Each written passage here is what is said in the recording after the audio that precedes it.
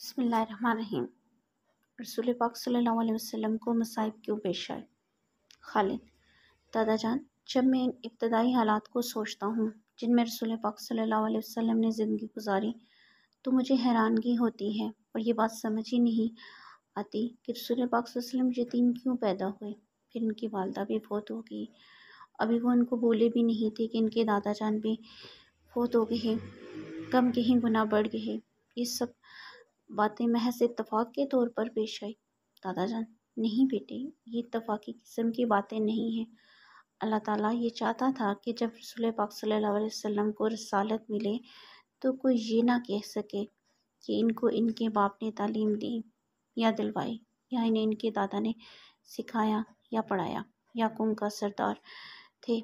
آپ یتیم نہ ہوتے تو لوگ یہ کہتے کہ اگر ان کا باپ یا دادا نہ ہوتا تو یہ رسول نہ بنتے، اور ان سب باتوں سے بڑھ کر آپ کو اللہ کا رسول ہونے کی وجہ سے یہ سب تکلیفیں پہنچی، کیونکہ اللہ تعالیٰ کے سب نبیوں اور رسولوں کو سخت تکلیفوں سے گزرنا پڑتا۔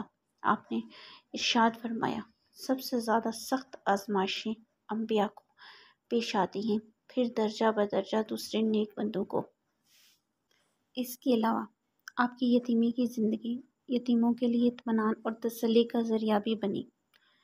کوئی آپ کی یتیمی کا نمونہ دکھا کر اللہ تعالیٰ ہر یتیم سے کہہ رہا تھا کہ اور عبد المطلب کے یتیم کو دیکھ کر انہی کی طرح صبر اطمینان سے کام لے۔